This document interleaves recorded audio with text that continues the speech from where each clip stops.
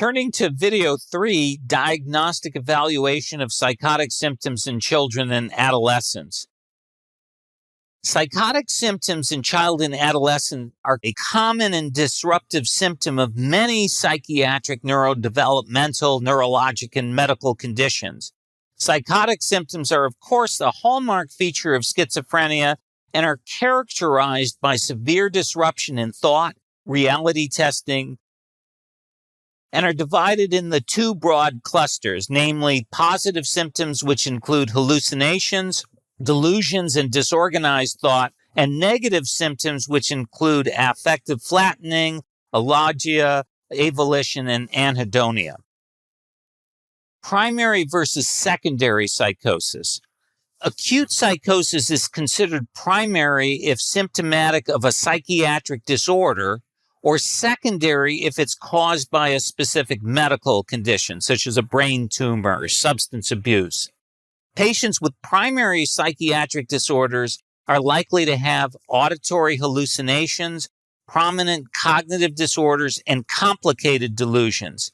If the psychosis is caused by a medical condition, the patient may exhibit cognitive changes and abnormal vital signs and may have visual hallucinations. And again, I want you all to remember that when you see or are confronted with visual hallucinations, think organic, underlying medical condition until proven otherwise. Illicit drug use is the most common medical cause of acute psychosis, and we can see that with amphetamine use, we can see that with cannabis, cocaine, a whole host of illicit medications. Psychosis and magical thinking. This is very important and has pronounced prognostic significance.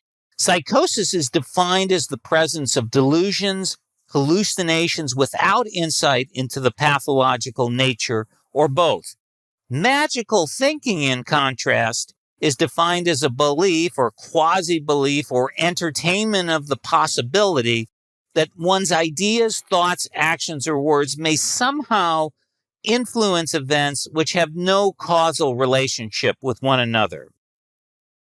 Adults with schizophrenia have a much stronger tendency for magical thinking than both adults with no psychiatric diagnoses as well as those who are diagnosed with another psychiatric diagnosis.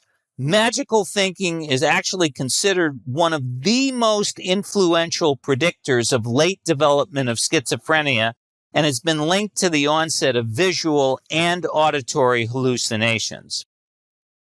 How do we assess psychotic symptoms in children and adolescents? Well, I'll tell you, it is more complicated than in adults, so that evaluating youth with psychosis requires a very thorough assessment that includes a detailed patient history.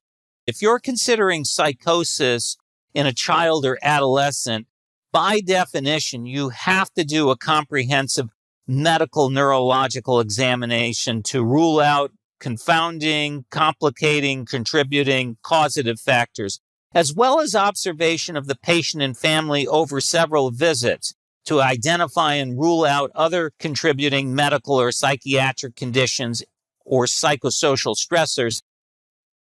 The process needs to begin with careful consideration of differential diagnoses and be followed and supported by appropriate laboratory, encephalographic or EEG and brain imaging studies.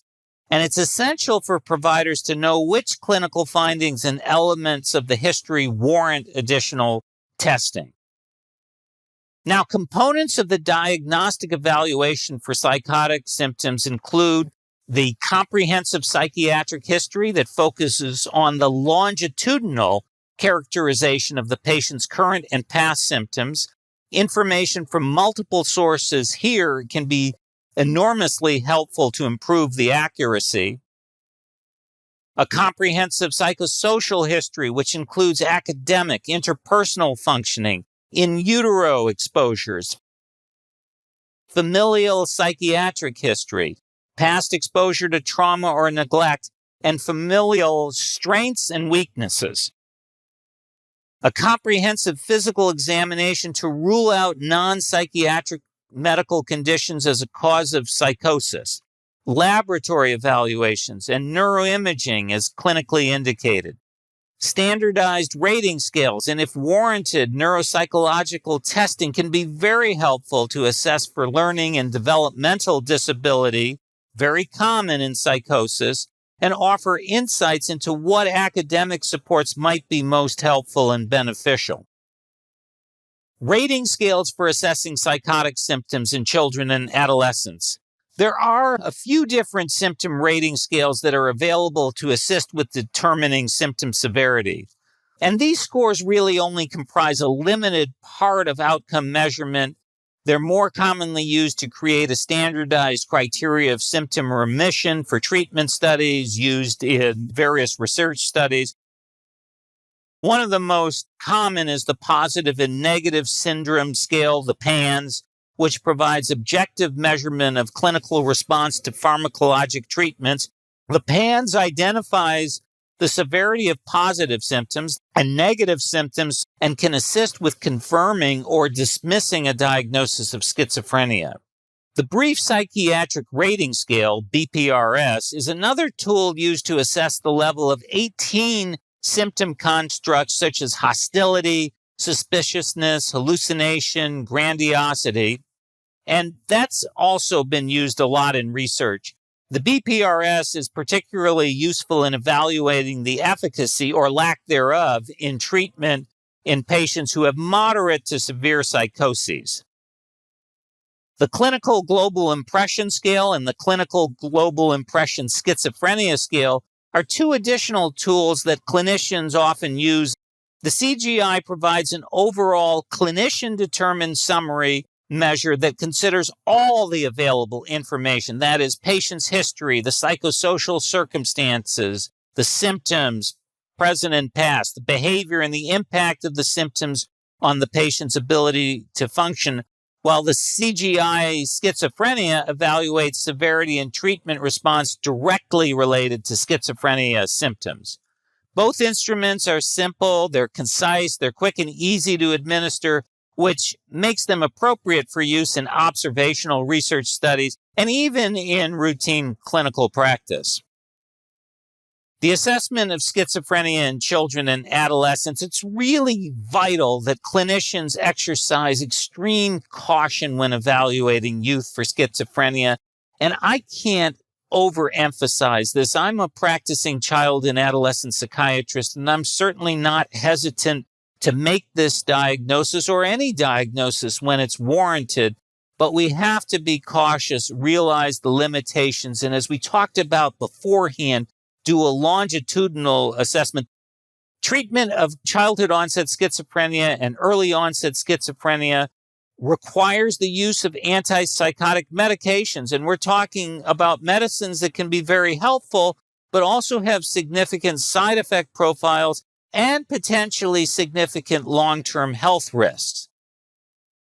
Assessment and interview also requires consideration of the developmental context of the patient's cognitive and affective functioning and other possible psychiatric disorders, such as concrete interpretation of questions in autism. Clinicians must not focus too narrowly on addressing psychotic symptoms and thereby fail to overlook common comorbidities. Now, as many of you know, there are many other causes of psychotic symptoms.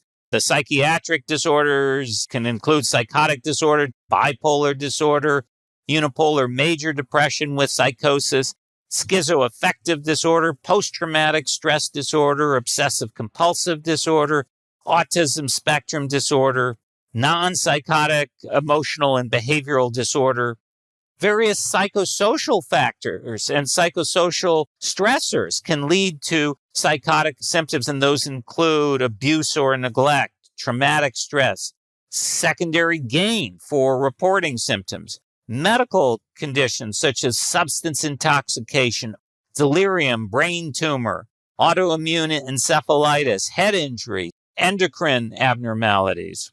Many causes.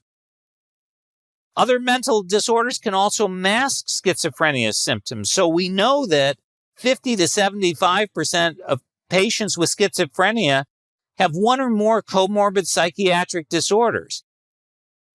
And the most common psychiatric comorbidities include ADHD, oppositional defiant disorder, anxiety and mood disorders, as well as substance use disorders in adolescents.